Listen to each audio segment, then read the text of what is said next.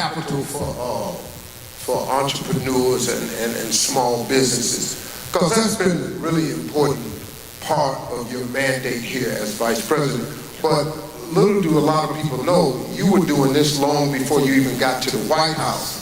You have been a huge proponent about entrepreneurship dollars and stuff that's available now, and a lot of people are not aware. There's a lot of, like you said, really brilliant people in this audience here who are entrepreneurs. The minds in this room is really startling, man. There's some really sharp people here, right? And if they only knew what was available for them. Tell us more about this work for small business and entrepreneurs. So like you said, Steve, when I was in the United States Senate, I actually was responsible with a group of other senators for getting $12 billion more into our community banks. So the importance of community banks is they are, as they are called, they're in the community, led by members of the community. They are people who understand the capacity of the community, the needs of the community, the culture of the community. They are folks who, unlike the big banks, will see the dream that an individual has for what is possible. And instead of rejecting that dream because maybe it's something they've not heard before, they will listen to it and then give folks advice, including financial literacy advice, helping people know how to run a payroll, how to deal with inventory, in a way that they can start a business and sustain that business and grow that business. So the money that we are putting in community banks is intentional in that it is there that we believe there is going to be the greatest opportunity for folks in the community to actually do the work that is about entrepreneurship. Since I've been Vice President, I also created what's called the Economic Opportunity Council, and I got the big banks and big tech companies to invest private equity into community banks. And we're on track to getting $3 billion more into community banks because of that partnership.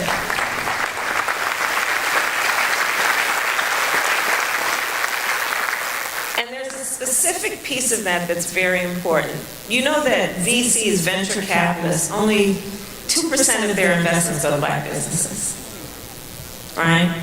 We also know that Black folks are 1/3, I think the number is 3 times less likely to apply for business loans. And a big part of that is that nobody likes to be disappointed, right? And the feeling, rightly, after so many things can disappoint, that I don't want to go for it and then be rejected. So again, putting the money into community banks is about putting it into a place where people can walk in with a sense of dignity that is respected to actually be able to have access to capital. So we are doing that. The other piece that we have done is from the day that we came in office as an administration, President Biden and I made a commitment that we would increase federal government contracts by 50% to minority-owned businesses. And understand what that means. Once you get a federal contract, it's usually for 5 years, and you can renew it for 10, 20, 30 years. So, Steve, unless somebody messes that thing up, it's yours for a very long time, which is going to be a source of incredible wealth-growing opportunity for yourself, for your family, and for your community. So these are some of the things we've done around access to capital to address the disparities that have for too long existed. And I put this all in the context of another reason I'm doing this tour. Since we came in office, we passed the bipartisan infrastructure law. We are putting billions of dollars on the streets of America to upgrade sidewalks, roads, bridges, freeways. Do you know that over 90% of construction companies employ 20 or fewer people? Those are small businesses. Think about, we are putting over $1 trillion by my calculation on the streets of America over the next 10 years to invest in a clean energy economy, adaptation, resilience to extreme climate occurrences, federal contracts. What we are doing with the CHIPS and Science Act, we are investing in semiconductor manufacturing here in the United States because we know, and we learned if we didn't know before during the pandemic, this supply chain thing can really mess you up. And we need domestic production and manufacturing of some of these essential needs.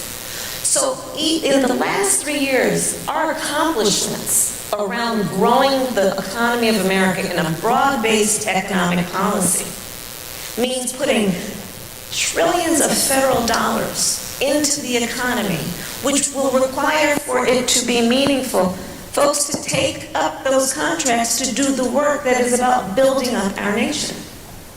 So that's part of why I'm here, is to ask everyone here, help me get out the word of what we are doing, and that the Small Business Administration, as an example, and we have representatives here, we have the Deputy Secretary of Commerce here, the Deputy Secretary of Treasury here, help get the word out about what is available, because too often, like I said, Black folks are 3 times less likely to apply for these things. But we got to let people know that it's there so that they will apply and take advantage of what we are doing.